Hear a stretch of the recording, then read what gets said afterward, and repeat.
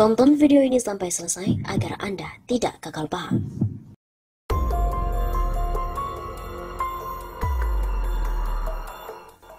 Kolonel TNI Purnawirawan Sugeng Waras mengatakan bahwa Jokowi akan jatuh akibat ulahnya sendiri.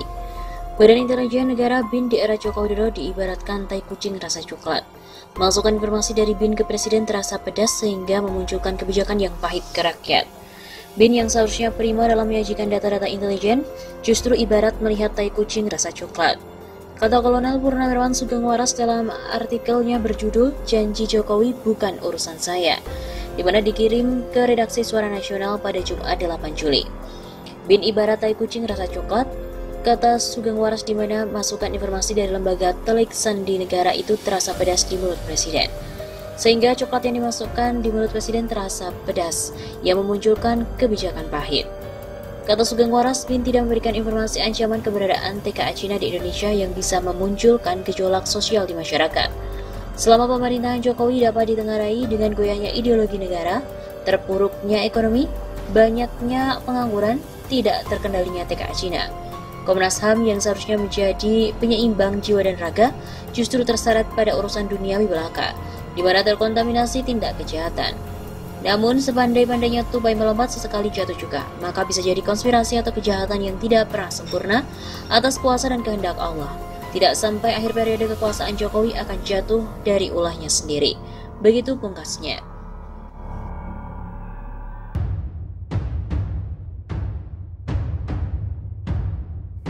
The King of Lip Service merupakan sinyal negara dalam bahaya. Penyematan gelar atau julukan kepada seorang presiden yang membawa nama besar dan martabat negara langsung sebagai legitimasi pengakuan rakyat pada pemimpinnya bukanlah hal yang dapat dipandang secara sederhana, bahkan atas nama demokrasi sekalipun.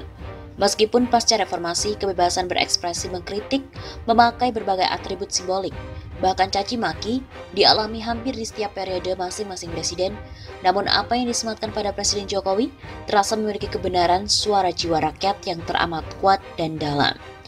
Indikator itu dapat dilihat dari meluasnya suara dari banyak kalangan intelektual akademik, profesional, hingga rakyat biasa yang antusias menyambut di media sosial sebagai pembenaran atas julukan itu. Raja yang hanya manis di bibir, dalam nyata banyak kepahitan yang diberikan.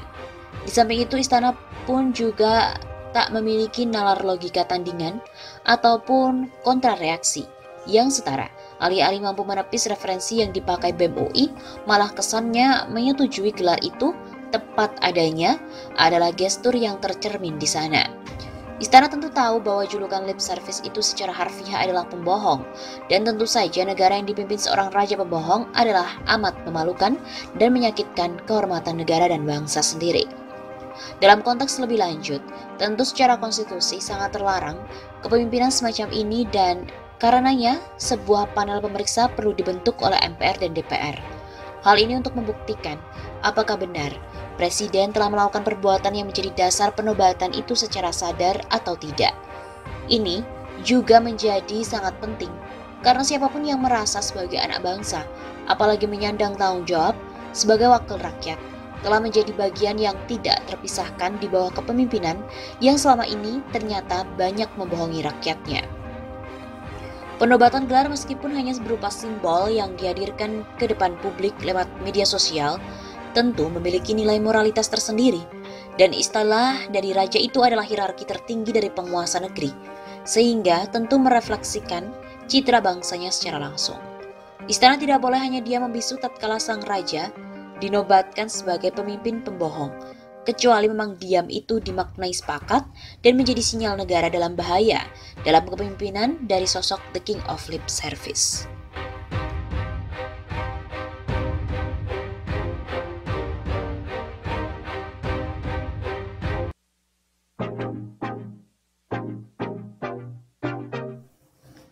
Buzzer RP adalah PKI gaya baru. Buzzer RP merupakan gaya baru dengan melakukan fitnah dan juga caci maki terhadap ulama dan tokoh bangsa. PKI gaya baru adalah buzzer, ngaku paling penegak Pancasila tapi merongrong agama. Tokoh-tokoh utama agama dan juga tokoh-tokoh utama bangsa pun difitnah serta dicaci maki. Begitu kata tokoh Papua Chris Wamena di akun Twitternya @putrawadapi. Kata Chris, buzzer itu tidak pernah mengkritik korupsi bansos yang dilakukan oleh politisi PDIP. Utang menumpuk, ekonomi dan demokrasi hancur pun mereka tidak peduli. Ia juga mengingatkan bahaya buzzer yang dapat merusak bangsa. Kita yang cinta agama, Pancasila dan NKRI harus waspada dengan buzzer RP ini. Begitu jelasnya. Politikus senior Partai Amanat Nasional, Amin Rais mengatakan semenjak dulu Islam beserta holokonya berdiri dalam keadaan teratur dan juga aman. Dari dulu Islam beserta dengan berbagai holoko di dalamnya adalah hal yang ajak atau aman, tulis Amin Rais di akun Twitternya.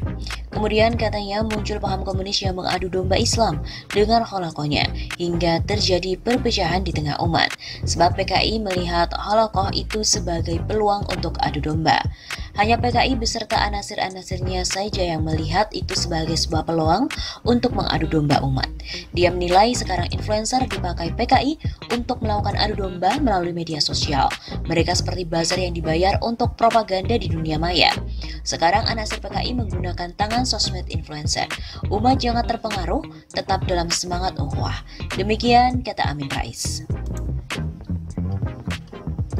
Selain itu, Wakil Ketua Umum DPP Partai Gerindra, Fadlizon juga berkicau di media sosial Twitter soal Partai Komunis Indonesia atau PKI.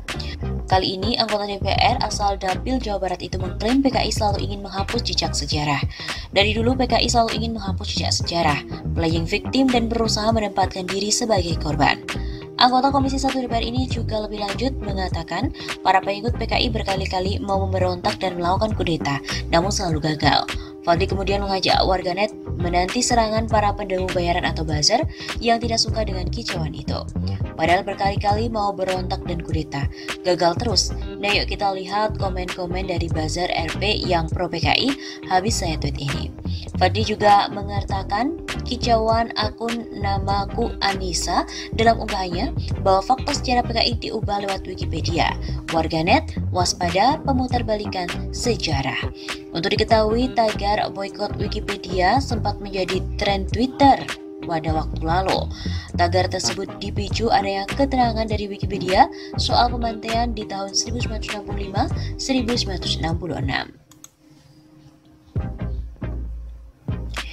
Indonesia Corruption Watch membongkar besarnya anggaran pemerintah yang dialokasikan untuk membayar buzzer dan juga influencer.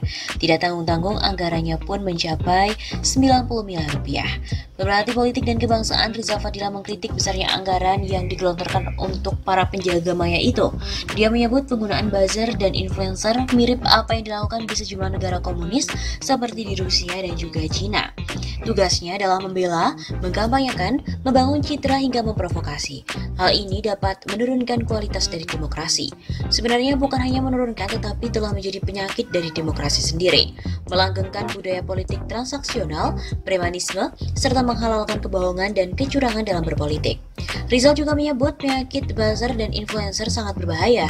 Di negara komunis seperti Rusia dan Cina, buzzer serta influencer dapat disetarakan dengan Departemen Agitasi dan Propaganda atau Agitprop Partai Komunis.